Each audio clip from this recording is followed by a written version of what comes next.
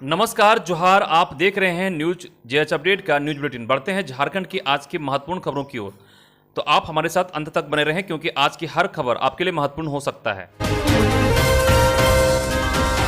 झारखंड की दो बेटी निक्की प्रधान और सलीमा टेटे का भारतीय महिला टीम में चयन। दोनों बेटियां जापान की राजधानी टोक्यो में आयोजित ओलंपिक 2021 में भारतीय टीम की ओर से करेगी नेतृत्व। निक्की प्रधान को दूसरी बार और सलीमा टेटे को पहली बार ओलंपिक में भारत की ओर से खेलने का मौका मिला है। टीम हॉकी में शामिल होने पर मुख्यमंत्री श्री सोरेन ने बधाई दी है। टोक्यो ओलंपिक के लिए भारतीय महिला हॉकी टीम में झारखंड की दो बेटी खूंटी की निक्की प्रधान और सिमडेगा की सलीमा टेटे फाइनल 16 में जगह बनाई है। सीएम श्री सोरेन ने ट्वीट कर कहा कि झारखंड की इन दोनों बेटियों ने मान बढ़ाया है। टीम इंडिया सहित झारखंड की इन दोनों बेटियों को शुभकामनाएं। जोहार।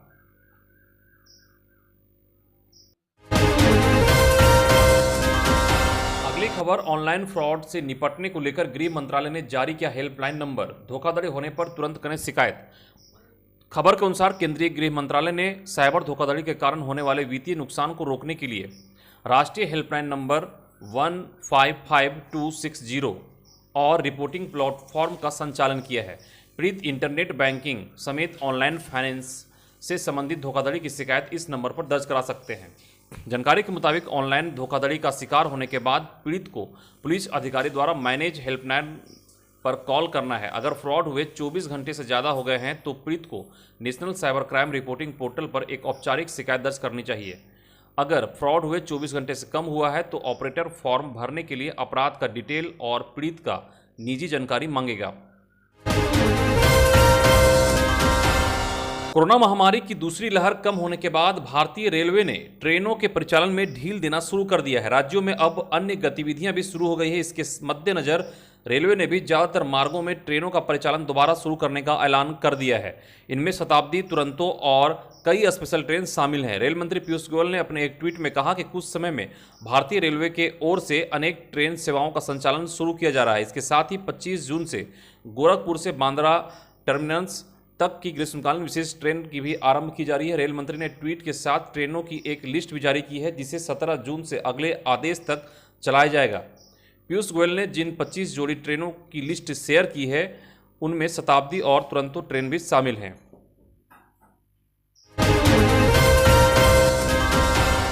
बारिश को लेकर ऑरेंज और येलो अलर्ट जारी। 23 जून तक बारिश की संभावना। राज्य में पिछले 24 घंटे के दौरान मानसून के बछौर से कई इलाके सरोबोर रहे। कोडरमा में इस दौरान सर्वाधिक 141.6 मीटर वर्षा रिकॉर्ड की गई। वहीं गिरिडीह में भी 134 मिलीमीटर बारिश हुई। इसके अलावा कई अन्य जगहों पर भी अच्छी बारिश देखी गई। मौसम विभाग ने अपने पूर्वानुमान में बताया है कि 23 जून तक यही हालत बने रहेंगे। राज्य में कहीं कहीं आंधी वज्रपात के साथ भारी बारिश की संभावना है, जिसके लेकर ऑरेंज और येलो अलर्ट जारी किया गया है।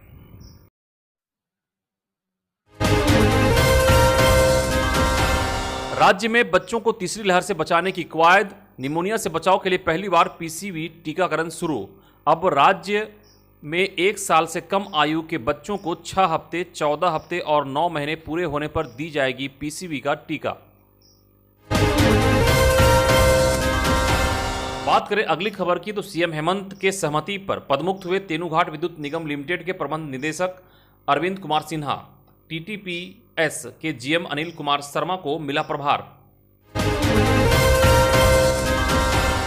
बात करें अगली बड़ी खबर की तो झारखंड के खाद्य आपूर्ति और वित्त मंत्री डॉक्टर रामेश्वर उरांव ने केंद्रीय मंत्री पीयूष गोयल को पत्र लिखकर भारतीय खाद्य निगम एफसीआई पर झारखंड सरकार के बकाया 180 करोड़ रुपए के अविलंब भुगतान कराने की मांग की है। खाद्य आपूर्ति मंत्री डॉक्टर रामेश्वर उरांव ने केंद्रीय मंत्री को पत्र लिखकर बताया है कि राज्य सरकार ने धान खरीद के एवज में किसानों को बोनस दिए जाने का निर्णय लिया था।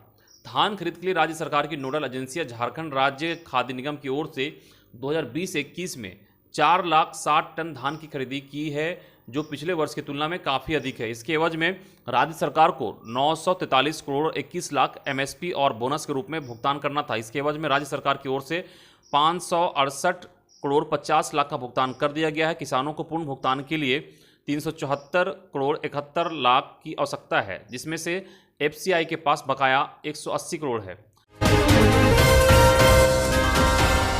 इधर बंधु तिर्की ने भूमिहीन आदिवासी और अन्य परंपरागत वन निवासियों को वन पट्टा उपलब्ध कराने की मांग की है।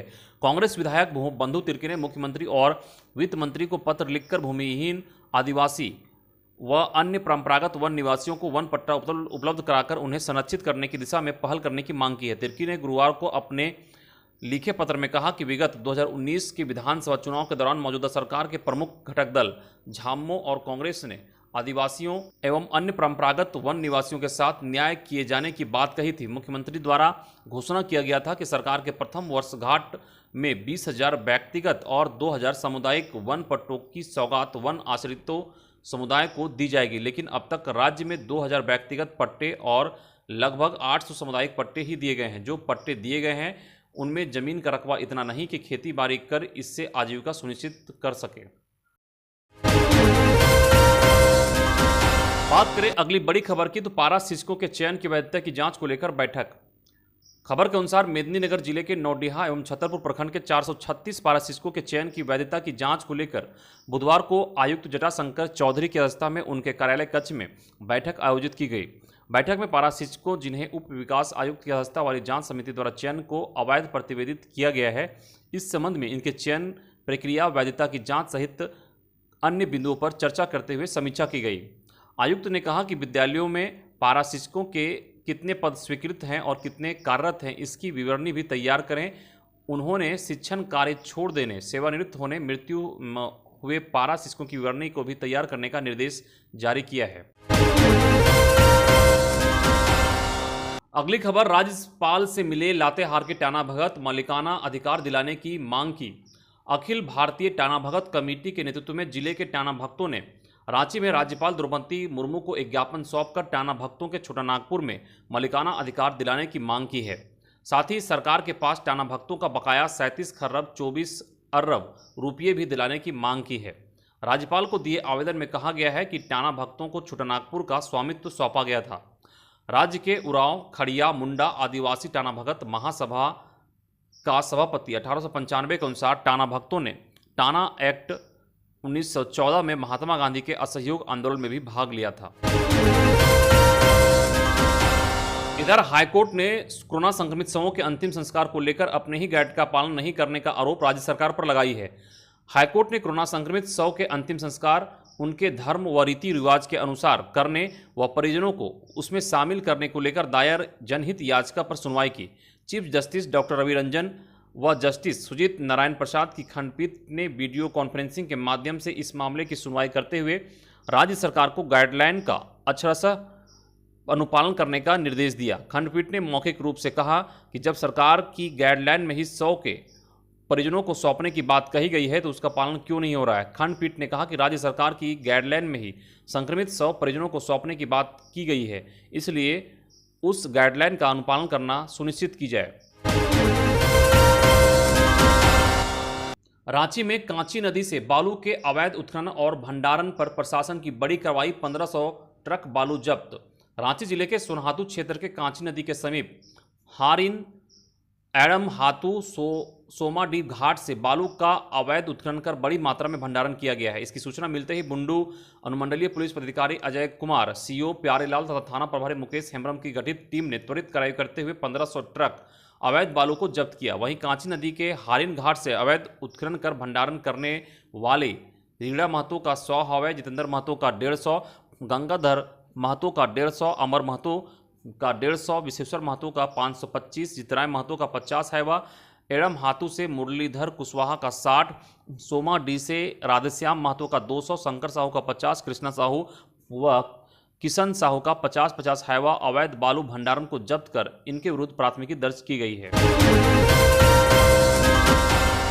संथाल परगना के इन 4 जिलों में खुलेगा वाटर टेस्टिंग लैब। केंद्र सरकार के पेयजल एवं स्वच्छता विभाग द्वारा प्रोग्राम मैनेजमेंट यूनिट के माध्यम से देवघर, जामताड़ा, गोड्डा व पाकुड़ में वाटर टेस्टिंग लैब खुलेगा। पेयजल एवं स्वच्छता विभाग ने इसका टेंडर गत 16 जून को जारी किया है।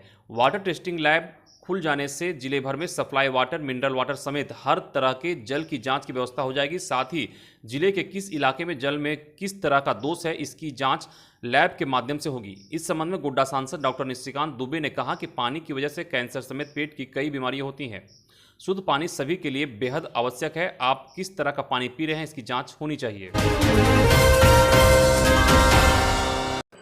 दोस्तों, अगर खबर अच्छी लगी हो तो खबर को ज़्यादा से ज़्यादा शेयर करें, लाइक करें। साथ ही अगर आपने हमारे चैनल को अभी तक सब्सक्राइब नहीं किया तो हमारे चैनल को सब्सक्राइब कर लें, हमारे फेसबुक पेज को फॉलो कर लें। धन्यवाद।